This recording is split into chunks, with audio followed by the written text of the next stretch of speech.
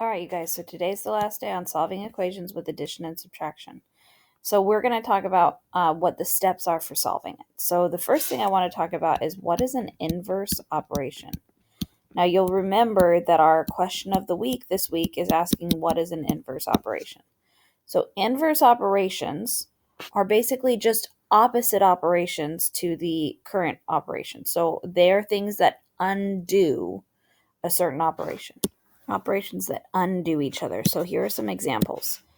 The inverse operation of addition, or the opposite operation, the one that will undo it, is subtraction. These are inverse operations. And in fact, if you start at subtraction, you can go backwards to addition also. They are inverse or opposite operations. Okay, another example is, actually I'll keep the same color, multiplication and, can you guess? Beautiful. And division. So again, multiplication and division are inverse operations because they undo each other. Okay.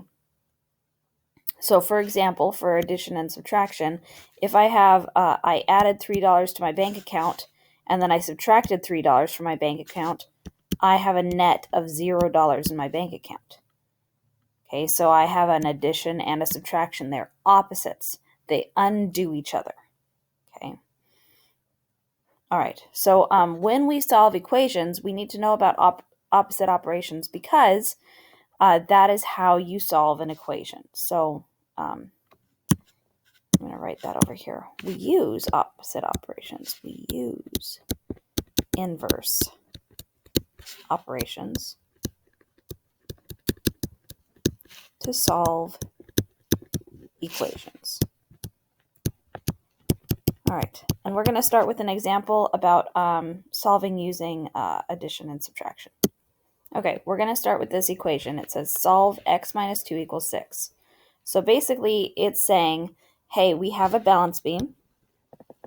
On one side of the balance beam, I have a bag that has some number of marbles, and I took away 2 marbles from it, minus 2. On the other side, I have 6 marbles. How many total marbles would be in the bag if I took 2 marbles out of the bag? Okay, so like to start with, I had a number of marbles. I took some out. If that's confusing, then don't worry about it, okay? So when we solve equations, we need to use inverse operations, and we need to do it on both sides. So if I subtracted 2 marbles from the left-hand side, the inverse operation of this subtraction. So I know that I'm using subtraction. So the inverse is addition.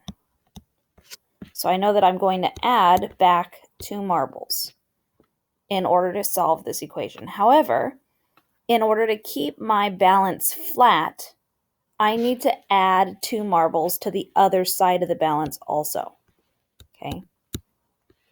So now on my balance, I've added 2 marbles back to the left side and to the right side because I want to keep the balance flat. If I just added 2 marbles to the left side, then the left side would be heavier than the right side.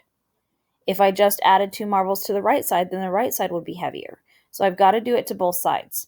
This is a property of addition of equality, to make sure that you do the same thing on both sides, okay? So if I originally took 2 marbles out of the bag and then I added 2 marbles back, I have 0 marbles being added or taken away from the bag. So I have the bag plus 0 marbles. And it's going to be equal to 6 marbles plus 2 marbles, which is 8 marbles.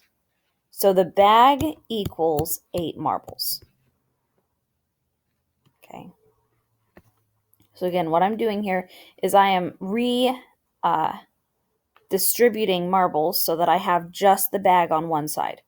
As soon as I get rid of this minus 2, I have just the bag, so I can figure out how much the bag is worth.